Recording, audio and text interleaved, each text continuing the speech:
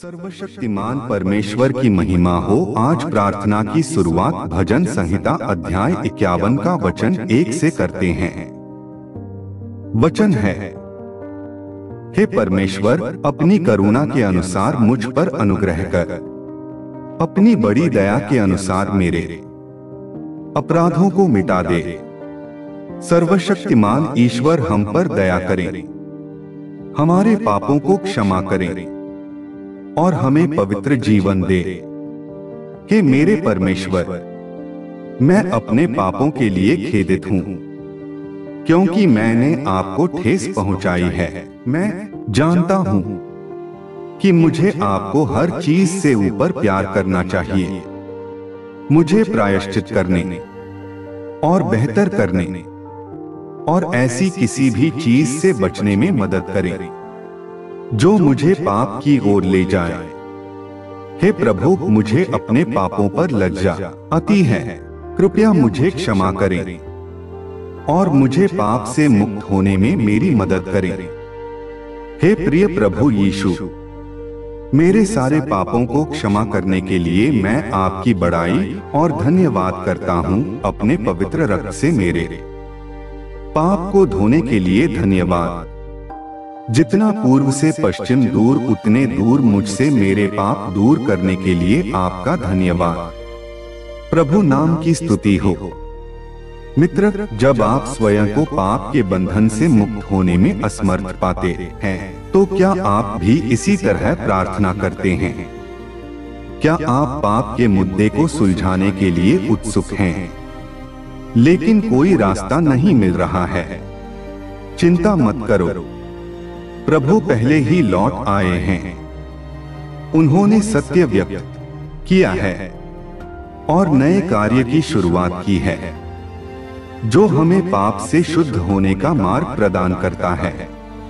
परमेश्वर कहते हैं, यद्यपि यीशु ने मनुष्यों के बीच अधिक कार्य किया, फिर भी उसने केवल समस्त मानव जाति की मुक्ति का कार्य पूरा किया और वह मनुष्य की पाप बलि बना। उसने मनुष्य को उसके समस्त भ्रष्ट स्वभाव से छुटकारा दिलाया। मनुष्य को शैतान के प्रभाव से पूरी तरह से बचाने के लिए यीशु को न केवल पाप बलि बनने और मनुष्य के पाप मुक्त करने की आवश्यकता थी, बल्कि मनुष्य को उसके शैतान द्वारा भ्रष्ट किए गए स्वभाव से मुक्त करने के लिए परमेश्वर को और भी बड़ा कार्य करने की आवश्यकता थी। और इसलिए अब जबकि मनुष्य को डोट उसके पापों के लिए क्षमा कर दिया गया है, परमेश्वर मनुष्य को नए युग में ले जाने के लिए वापस देह में लौट आया है और उसने ताड़ना एवं न्याय का कार्य आरंभ कर दिया है। यह कार्य मनुष्य को एक उच्चतर क्षेत्र में ले गया है। वे सब जो परमेश्वर के प्रभुत्व के अधीन समर्पण करेंगे, उच्चतर सत्य का आनंद लेंगे और अधिक बड़े आशीष प्राप्त करेंगे। वे वास्तव में ज्योति में निवास करेंगे और सत्य, मार्ग और जीवन प्राप्त करेंगे। न्याय और ताड़ना के इस कार्य के माध्यम से मनुष्य अपने भीतर के गंदे और भ्रष्ट स्वभाव को पूरी तरह से जान जाएगा और वह पूरी तरह से बदलने और स्वच्छ होने में समर्थ हो जाएगा। केवल इसी तरीके से मनुष्य परमेश्वर के सिंहासन के सामने वापस लौटने के योग्य हो सकता है। वह सब कार्य जिसे आज किया गया है, यह इसलिए है ताकि मनुष्य को स्वच्छ और परिवर्तित किया जा सके, न्याय और ताड़ना के वचन के द्वारा और साथ ही शुद्धिकरण के माध्यम से मनुष्य अपनी भ्रष्टता को दूर फेंक सकता है और उसे शुद्ध किया जा सकता है।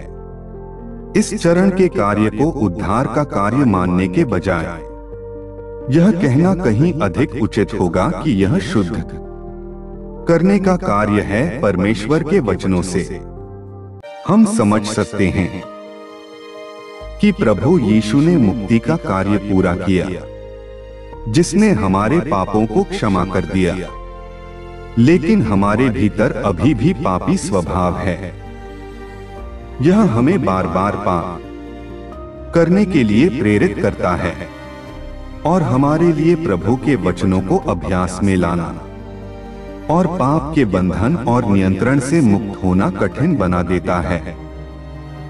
हम स्वयं को ईश्वर का विरोध करने के लिए अनजाने में पाप करते हुए पाते हैं। हमें पाप से पूरी तरह से बचाने के लिए अंत के दिनों में परमेश्वर ने एक बार फिर मानवता के बीच आकर सत्य व्यक्त किया है और न्याय और शुद्धिकरण का कार्य किया है। यह कार्य हमारे पापी स्वभाव का समाधान कर सकता है, जिससे हम पाप के बंधन से मुक्त हो सकते हैं और अब ऐसे पाप नहीं कर सकते जो परमेश्वर का विरोध करते हैं। इसलिए यदि हम खुद को पाप के बंधन से मुक्त करना चाहते हैं और शुद्धि प्राप्त करना चाहते हैं, तो हमें अंतिम दिनों में परमेश्वर के न्याय कार्य को स्वीकार करने की आवश्यकता है और परमेश्वर से क्षमा पाने के लिए हमें उनसे माफी मांगकर यीशु मसीह को हमारे जीवन में मुक्तिदाता के रूप में ग्रहण करना होगा।